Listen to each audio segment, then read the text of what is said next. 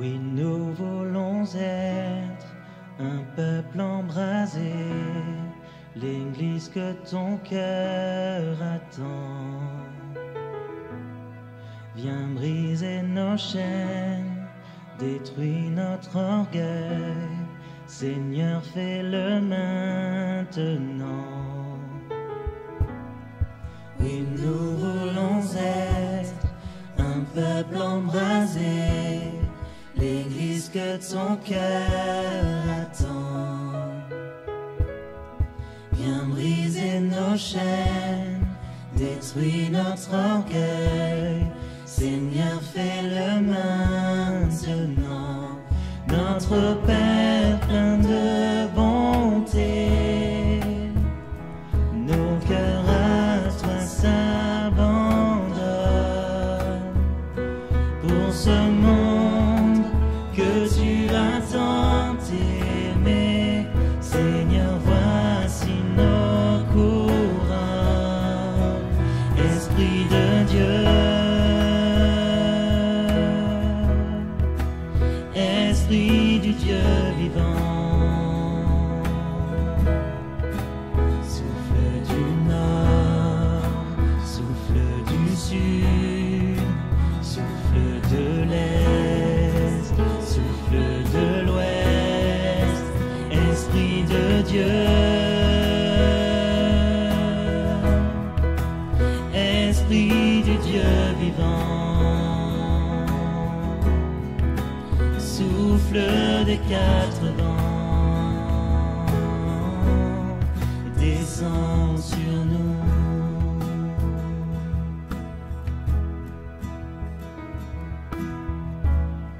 Envoie ta puissance, rends-nous les témoins d'un royaume qui se répand.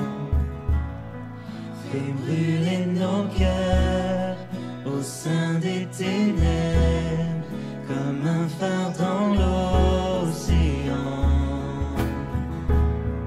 Envoie ta puissance, rends-nous les témoins d'un royaume qui se répand. Fais brûler nos cœurs au sein des ténèbres, comme un phare dans l'océan. Notre Père plein de bonté, Dieu de tendresse et de grâce, pour ce monde que tu as tant aimé, fais briller sur nous ta face, Esprit de Dieu.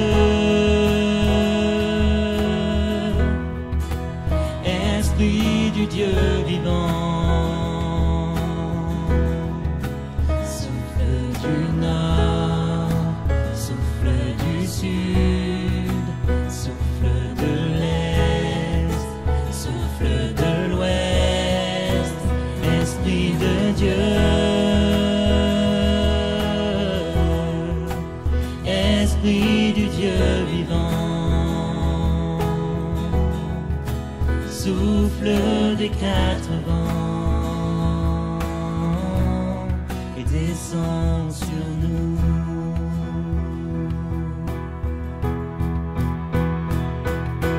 Que ton règne vienne, ta volonté soit faite sur la terre comme au ciel.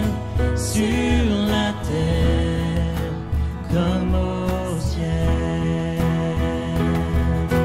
Que ton règne vienne, ta volonté soit faite sur la terre comme au ciel. Sur la terre comme au ciel.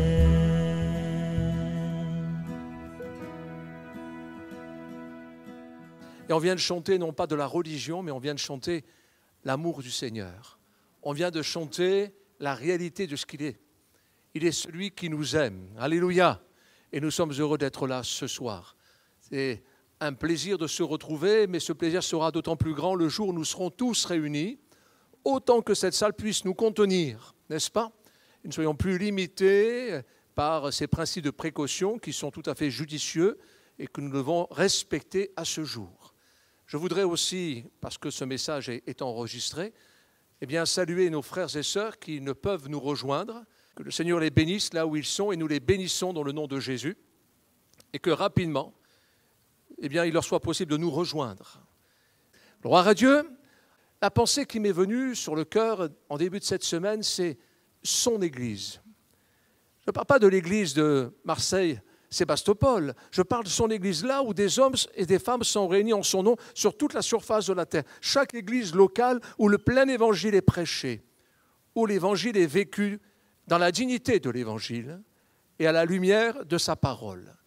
Son Église, qu'est-elle? Ce n'est pas une étude biblique en elle-même, parce que chaque point que nous allons voir, ce pourrait être de longues heures d'étude biblique, pour un seul point.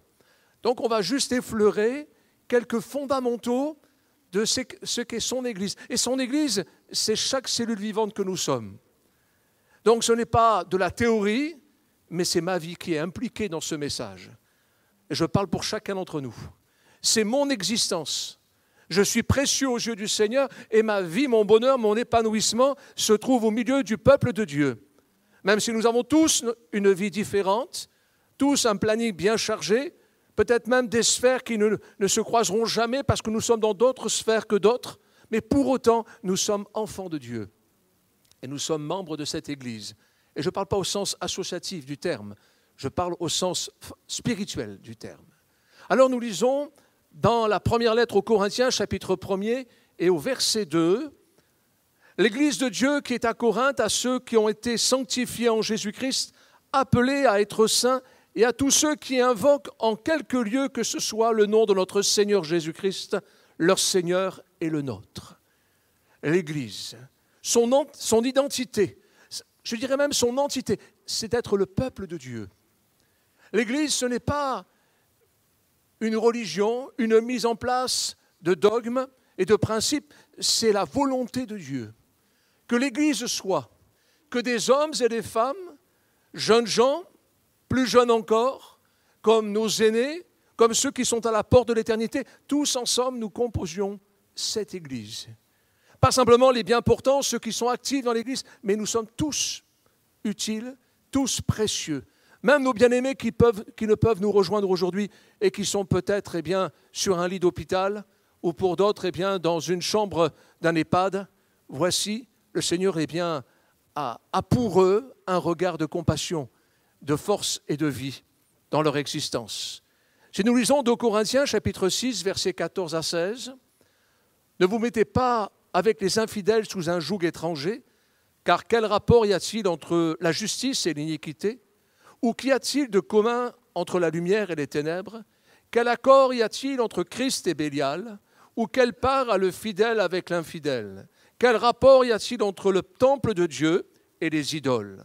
Car nous sommes le temple du Dieu vivant, comme Dieu l'a dit, j'habiterai et je marcherai au milieu d'eux, je serai leur Dieu et ils seront mon peuple. » Alléluia.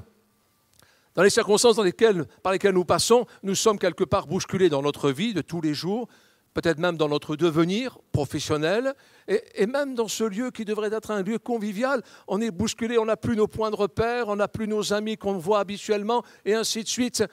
Peu importe, nous sommes le temple de Dieu. Et le Seigneur est parmi nous. Si 2 ou 3 sont réunis en son nom, il est au milieu d'eux. Et nous croyons qu'il est là pour opérer des miracles. Amen. Nous sommes devant celui qui n'a pas changé d'un iota. Il guérit. Il relève l'affligé, il va ouvrir des portes là où il n'y a que des voies sans issue aujourd'hui. Il peut débloquer des situations inextricables depuis tant d'années. Au nom de Jésus, nous le croyons. Gloire à Dieu.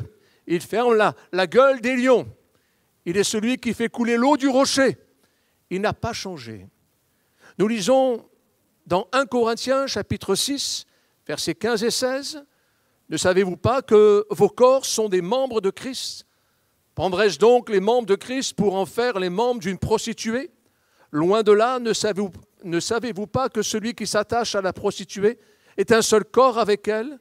Car, est-il dit, les deux deviendront une seule chair. Dans ces versets, il fait mention que l'Église est le corps de Christ. Nous sommes le corps de Christ. Il y aurait beaucoup à dire. Le corps, ce n'est pas simplement d'être en pensée dans la communion fraternelle, mais physiquement, le besoin de se retrouver. Comme deux êtres qui s'aiment ont besoin de se retrouver et d'exprimer leur amour dans leur intimité.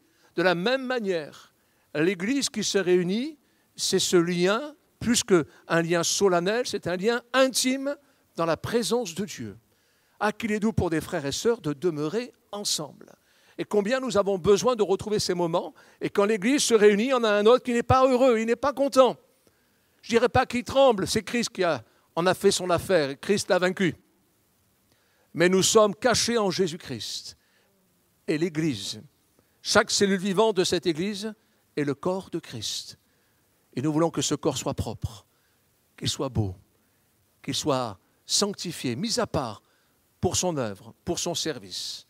Dans 2 Corinthiens, chapitre 11, verset 2, évidemment, si l'on parle de corps, si l'on parle d'amour, si l'on parle d'intimité, il est fait mention, car je suis jaloux de vous, d'une jalousie de Dieu, parce que je vous ai fiancé à un seul époux pour vous présenter à Christ comme une vierge pure.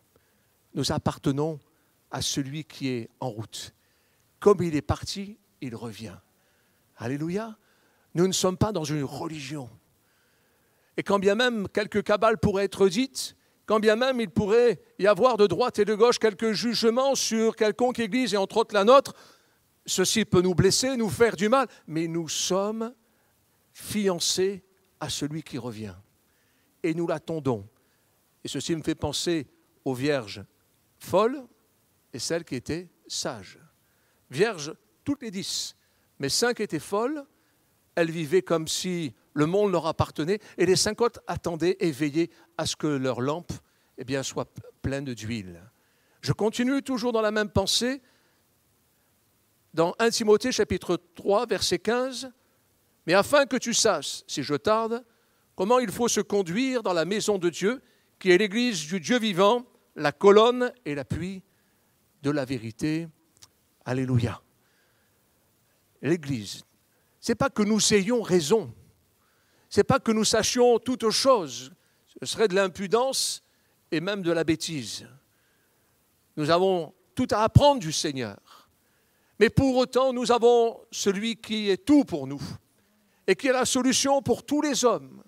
Ces temps-ci, lors de ce confinement et lors de ce déconfinement, et dimanche passé, des personnes nous ont contactés, des personnes sont venues parmi nous, des personnes sont venues là, dans ce lieu, pour la toute première fois, en nous disant « Parlez-nous de Jésus. J'ai soif du Seigneur Jésus. » Qui est allé leur parler? Qui est allé les prendre par la main pour les inviter? L'Esprit de Dieu n'est arrêté par rien du tout. Il pénètre les cœurs, les foyers, les familles, les circonstances. Il n'y a pas de hasard, mais de la providence. Et elle est divine. Gloire à Dieu. Quand l'Église se réunit comme nous venons de le faire, comme nous allons le faire tout à l'heure, quand nous louons Dieu, quand nous confessons la victoire, quand nous disons « Seigneur, tu es là pour changer les situations, celles que nous représentons, nos familles, les nôtres, peut-être nous-mêmes, mais aussi d'autres amis. Seigneur, interviens puissamment. » Nous nous attendons à entendre de bonnes nouvelles. Nous nous attendons à avoir de bons retours. Nous attendons à avoir des amis qui viennent nous dire « Voyez-vous, je ne sais pas ce qui s'est passé, mais j'ai été béni. » Et nous, on sait pourquoi vous avez été bénis. Parce que l'Église a confessé le nom de Jésus. La colonne et l'appui de la vérité. Gloire à Dieu. Nous avons une grande responsabilité. Ça, c'est notre identité. Maintenant, l'action de l'Église, nous la trouvons dans Jean 14, versets 3 et 4.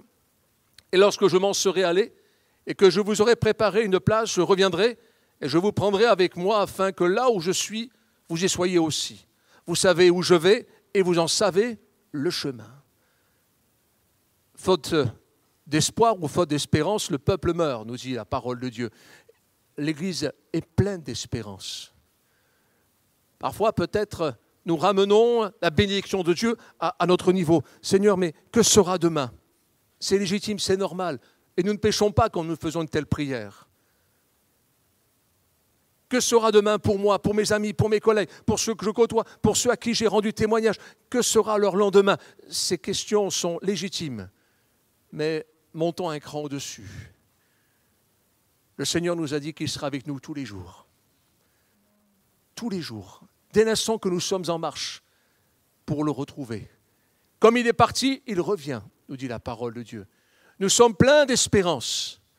Et la vie chrétienne, ce n'est pas simplement d'être béni, d'être secouru, de recevoir la bénédiction et d'aller sur tous les réseaux sociaux pour y trouver tous les bons prédicateurs qui nous font des prophéties qui ne coûtent rien et qui ne valent rien.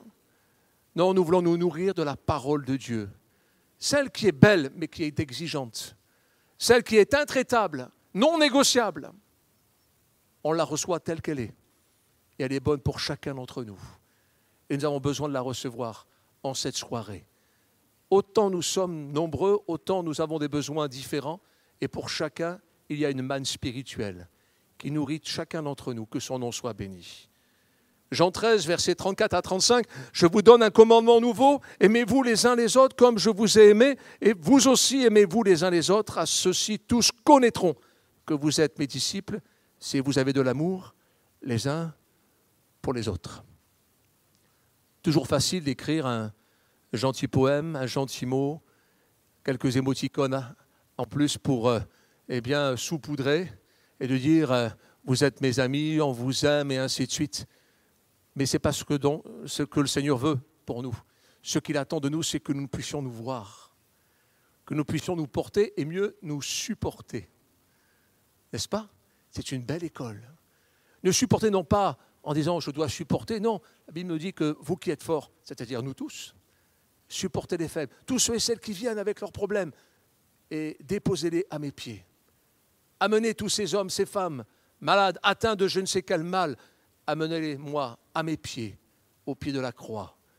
Aimez ces hommes, ces femmes. Aimez ces hommes, ces femmes qui composent cette ville. Tous ces hommes, toutes ces ethnies, tous ces peuples qui composent cette ville. Et on peut penser tout ce que l'on veut sur cette ville, mais le Seigneur a un regard d'amour sur cette ville. Alléluia. Et il veut sauver ces hommes et ces femmes qui la composent. Et tous les rangs sociaux, dans tous les quartiers. Gloire à Dieu. Et quand bien même nous sommes dans des situations où nous devons être des exemples et veiller à rendre à César ce qui est à César, pour autant l'Église est toujours en action. La première action, c'est de nous aimer les uns les autres et de veiller les uns sur les autres. Nous pouvons lire dans Romains chapitre 12, versets 5 à 6, cette Église, chaque Église représentée par des hommes et des femmes réunis en son nom, mais pour notre Église ici, l'Église évangélique de Marseille-Sébastopol, nous pouvons prendre ce verset pour nous ainsi. Nous qui sommes plusieurs, nous formons un seul corps en Christ et nous sommes tous membres les uns des autres. Puisque nous avons des dons différents selon la grâce qui nous a été accordée, que celui qui a le don de prophétie l'exerce selon l'analogie de la foi. Un peu plus loin, dans Éphésiens 4, verset 12, il est fait mention donc de ces ministères dons, l'apôtre, le pasteur, le docteur, l'évangéliste, le prophète. Pour le perfectionnement des saints, ils ont été donnés en vue de l'œuvre du ministère de l'édification du corps de Christ. L'Église a un ministère, l'Église a un service, car ministère veut dire service. Et je vous rappelle que ministère, si même aujourd'hui on pense à ministère, les ministres de la République et ainsi de suite, ministre vient du mot minus, à l'inverse de magester. Normalement, c'est serviteur, au service des autres. Et l'Église est au service de Dieu pour le salut d'un plus grand nombre. Ne cherchons pas à rayonner, à avoir des milliers d'abonnés sur nos réseaux sociaux. Si même nous en avions bien quelques milliers, ce n'est pas important. Ce qui compte, c'est que ces hommes et ces femmes soient des enfants de Dieu. Ce n'est pas le nombre, bien que nous voulions qu'un grand nombre soit sauvé. Une foule nombreuse, nous dit la parole de Dieu. Mais que chacun, pour tous ces hommes qui viennent et qui fréquentent ce lieu, ils puissent rencontrer Jésus comme Sauveur et Seigneur. Nous ne voulons pas que cette salle soit trop petite pour faire du nombre, et nous voulons qu'elle soit juste une porte d'entrée pour entrer dans le ciel. Gloire au Seigneur. Éphésiens chapitre 6, versets 16 à 17. Prenez par-dessus tout cela le bouclier de la foi avec lequel vous pourrez éteindre tous les traits enflammés du malin. Prenez aussi le casque du salut et l'épée de l'esprit qui est la parole de Dieu. c'est un court passage, mais il est encore plus important que cela. En fait, il y a un combat spirituel. On a des compétences, on les met au service de Dieu, au service de la communauté. On a des qualités, on a peut-être quelques téléphones rouges sous la main avec lesquels on peut appeler tel ou tel service. Mais au-delà de cela, nous voulons combattre le bon combat. Il se combat dans la prière, et ce par l'œuvre du Saint-Esprit. Combattons pas la chair et le sang. On ne change pas les caractères des gens. On n'est pas en train de leur faire un lavage de cerveau. On n'est pas en train de les amener à vivre tous de manière édulcorée, de la même manière. Non, nous voulons vivre dans le respect des uns et des autres. Nous voulons vivre remplis de l'Esprit, croyant que c'est lui qui va nous teindre. Et je vous rappelle, comme cela a été prêché il y a quelques semaines, être baptisé du Saint-Esprit, c'est aussi être teint par l'Esprit de Dieu. Être teint, prendre la couleur de l'Esprit de Dieu, quelle que soit notre couleur initiale, quelle que soit peut-être cette couleur délavée que nous portions auparavant, il nous amène à sa couleur et la couleur royale. J'aimerais lire avec vous toujours dans 2 Corinthiens, chapitre 6, nous l'avons déjà lu tout à l'heure, mais je m'arrêterai sur un verset plus important, verset 16 à 18. Quel rapport y a-t-il entre le temple de Dieu et les idoles ? Car nous sommes le temple du Dieu vivant. Comme Dieu l'a dit, j'habiterai, je marcherai au milieu d'eux, je serai leur Dieu, ils seront mon peuple. C'est pourquoi sortez du milieu d'eux et séparez-vous, dit le Seigneur. Ne touchez pas ce qui est impur et je vous accueillerai. Je serai pour vous un père et vous serez pour moi des fils et des filles, dit le Seigneur Tout-Puissant. On n'est pas sous l'Ancienne Alliance, ce n'est pas un texte du peuple d'Israël, on parle de l'Église. L'Église, non pas une communauté d'hommes et de femmes qui se plaisent à se retrouver ensemble, non, des hommes et des femmes qui sont convoqués, comme nous connaissons le texte de Paul dans les Actes des Apôtres au chapitre 14, verset 27. Ils convoquèrent l'Église. L'Église est convoquée, on est dans la présence de Dieu. Et ce soir, c'est une convocation. Je suis venu de mon plein gré. Et pourquoi je suis venu ? Parce que le Saint-Esprit m'a parlé. Parce qu'un jour, j'étais perdu, il est venu se révéler à moi. Il m'a révélé Jésus-Christ. Et je veux être avec mes frères et sœurs. Et autant que ça m'est possible, je veux être fidèle jusqu'au bout. Je veux que d'autres bien-aimés s'ajoutent au nombre. Je veux que ceux et celles qui sont en train ou qui vont visionner ce message dimanche puissent dire autant que cela leur est possible, allez, je prends courage et je viens. Et je vais être béni, je vais être secouru. Sans aucun jugement sur qui que ce soit. Nous sommes tous solidaires.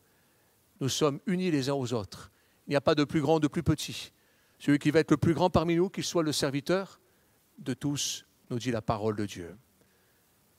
Je vais plus loin et j'arrive bientôt vers la fin. Quand on parle d'Église, nous pourrions penser, mais l'Église universelle. Qu'en faisons-nous ? L'Église universelle, actuellement, n'existe pas. Parce que l'Église universelle, ce sont tous ceux qui nous ont précédés, qui sont déjà dans la gloire.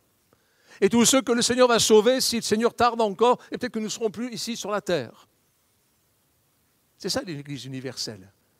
Ce n'est pas l'Église universelle au sens, le grand melting pot, où on mélange tout et chacun fait que ce qui lui semble bon. Non, il n'y a qu'un seul message, une seule doctrine, un seul nom par lequel nous puissions être sauvés. Un seul chemin, il n'y en a pas deux, il n'y en a pas trois, il n'y a pas de plan B. Repens-toi et crois à la bonne nouvelle. Mais je ne peux pas croire à la bonne nouvelle si je ne me repens pas. Et la repentance demande d'avoir un cœur contrit, mettre notre vie en règle. Alors je rentre dans un nouveau royaume, je rentre dans une nouvelle dimension. Jésus dira, celui qui entre par la porte que je suis, sortira et trouvera de verts pâturages. Alors nous lisons dans Apocalypse chapitre 2, verset 11, et il est fait mention de chaque église et de l'église locale, et en l'occurrence celle dans laquelle nous sommes, sans porter de jugement sur qui que ce soit. Pensons à la nôtre, celle dans laquelle nous nous trouvons, mais elle n'est pas différente des autres, évidemment. Elle n'est pas supérieure, elle n'est pas inférieure, elle est aimée du Seigneur. Elle a ses défauts, elle a ses qualités, elle a ses atermoiements, ses inquiétudes, mais pour autant, il y a la paix du Seigneur qui règne parmi nous. Alléluia. Et nous lisons ceci, Apocalypse 2, 11, que celui qui a des oreilles entende ce que l'Esprit dit aux églises. Celui qui vaincra n'aura pas à souffrir la seconde mort. Non pas vaincre les autres, mais vaincre ce qui est à l'intérieur de moi, notre vieille nature. Gloire à Dieu. Je ne peux pas continuer avec des casseroles. Je ne peux pas continuer avec quelques taches sur mon vêtement blanc. Je veux que ma vie soit propre. Et si je me suis entaché à nouveau, je veux revenir pour marcher sur le droit chemin. La politique du pas vu, pas pris ne peut pas exister avec le Seigneur. Parce qu'il voit tout, il sait tout, il sonde de tout. Et il connaît au milligramme près ce que notre âme vaut. Dans la même pensée, Apocalypse chapitre 2, verset 2, « Je connais tes œuvres, ton travail et ta persévérance. Je sais que tu ne peux supporter les méchants, que tu as éprouvé ceux qui se disent apôtres et qui ne le sont pas, et que tu les as trouvés menteurs. » Le mensonge, le faux semblant ne peut exister. Et nous sommes tous amenés parfois à avoir du faux semblant.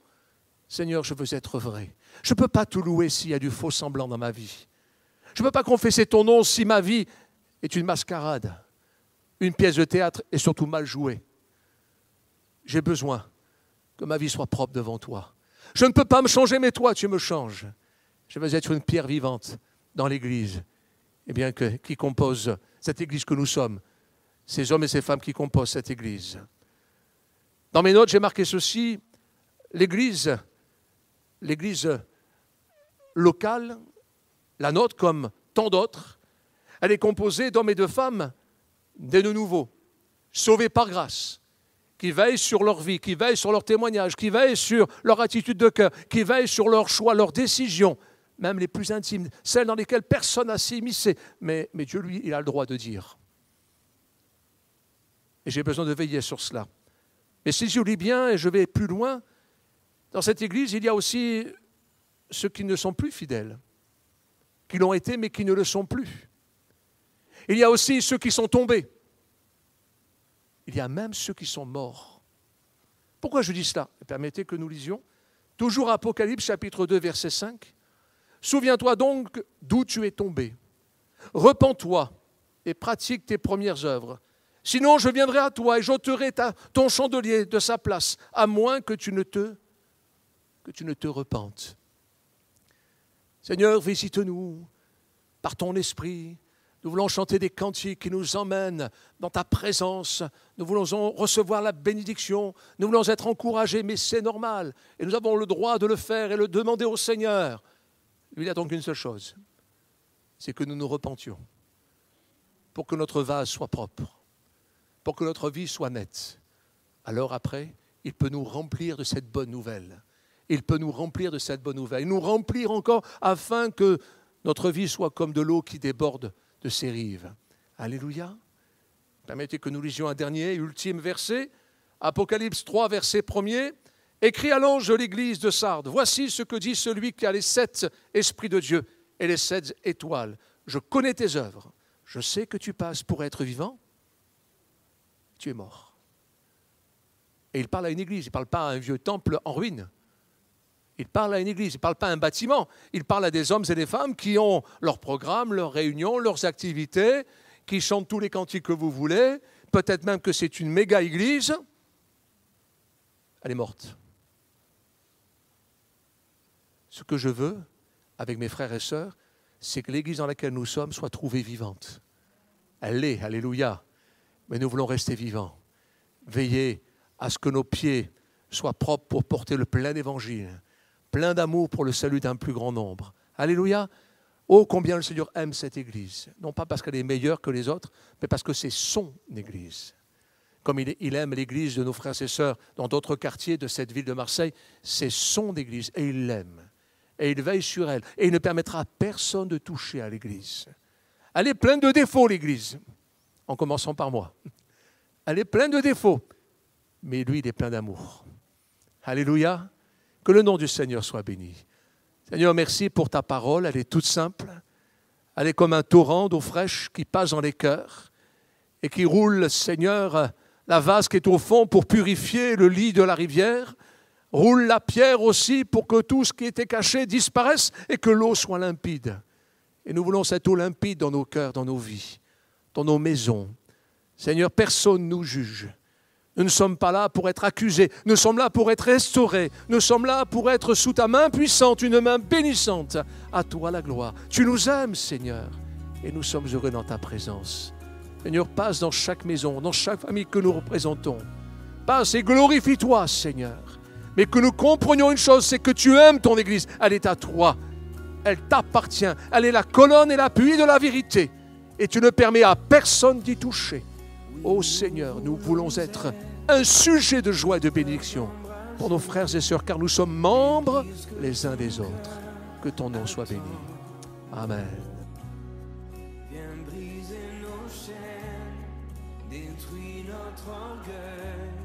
Seigneur, fais-le maintenant.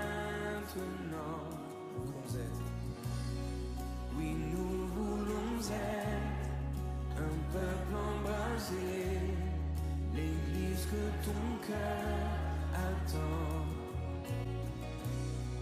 Viens briser nos chaînes, détruis notre orgueil.